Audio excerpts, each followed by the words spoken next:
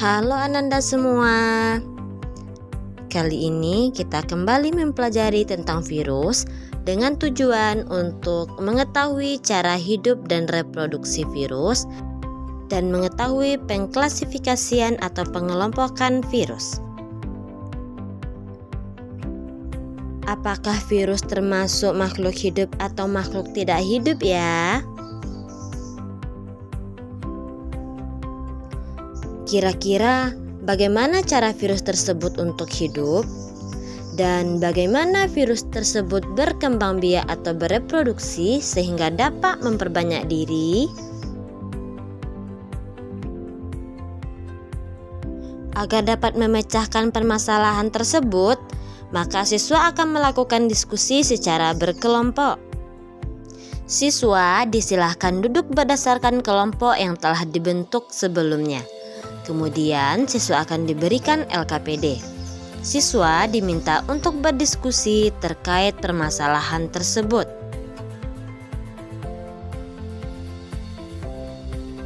Kemudian siswa mencari informasi terkait masalah tersebut dan melakukan pengisian LKPD yang telah diberikan.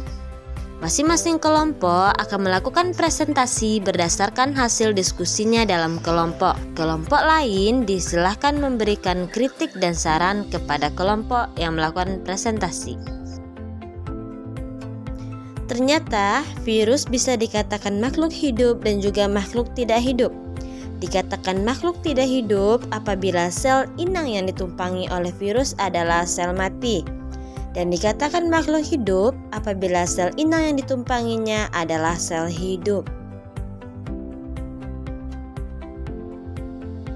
Virus yang terisolasi dari sel inang tidak akan mampu hidup lama dan bereproduksi karena tidak memiliki enzim dan juga ribosom.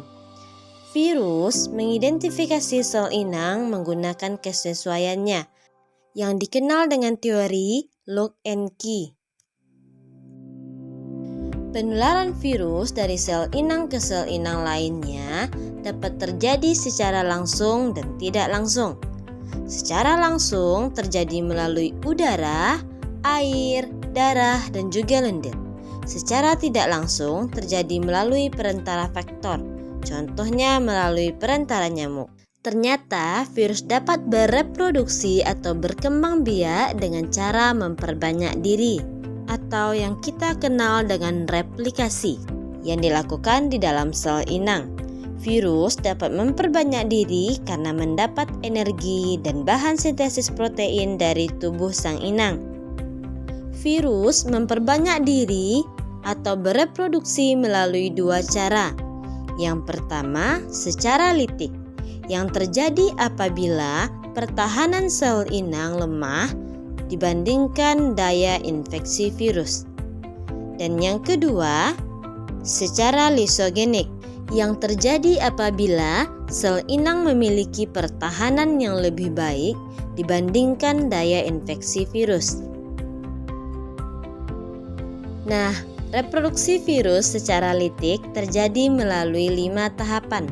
Yang pertama, adsorpsi, yaitu proses penempelan virus pada sel inang. Yang kedua, penetrasi, virus menginjeksikan DNA ke dalam sel inang. Yang ketiga, tahapan sintesis, di mana DNA si inang akan dihidrolisis dan dilakukan pembuatan asam nukleat dan protein komponen virus. Tahapan selanjutnya yaitu tahap pematangan, di mana asam nukleat dan juga protein yang telah dibuat kemudian akan dirakit menjadi virion baru atau virus baru. Setelah terjadi virus baru, tahapan yang kelima adalah tahap lisis. Setelah terbentuk virus baru, ia akan merusak dinding sel inang dan virus akan keluar dari tubuh sang inang. Sedangkan reproduksi virus secara lisogenik terjadi melalui beberapa tahapan. Yang pertama, adsorpsi. Virus menempel pada sel inang. Yang kedua, penetrasi. Virus menyuntikkan DNA ke sel inang. Tahap yang ketiga, penggabungan DNA virus dengan DNA sel inang. Dan tahapan yang keempat, perbanyakan DNA inang karena terjadi pembelahan biner.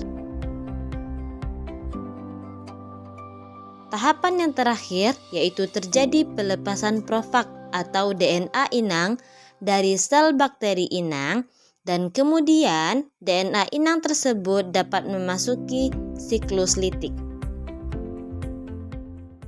Untuk lebih memahami proses reproduksi virus, kamu dapat memperhatikan video berikut ini.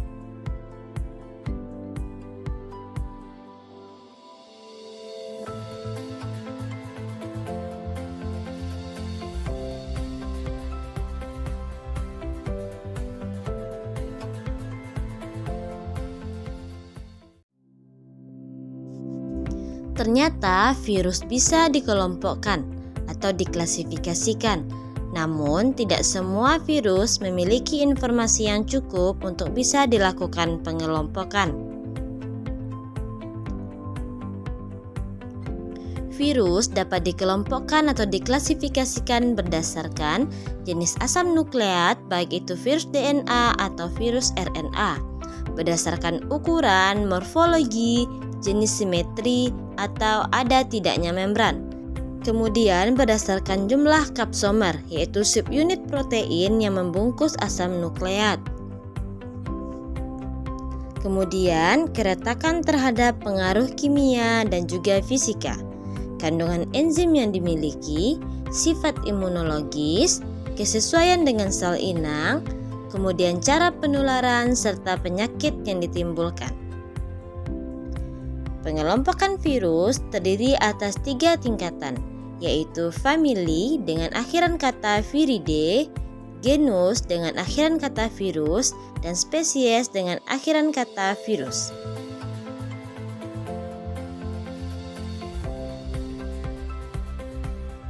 Contohnya dapat kita lihat pada klasifikasi virus dengan famili Picornaviridae, dengan genus Enterovirus dan spesies poliovirus, yaitu virus penyebab polio.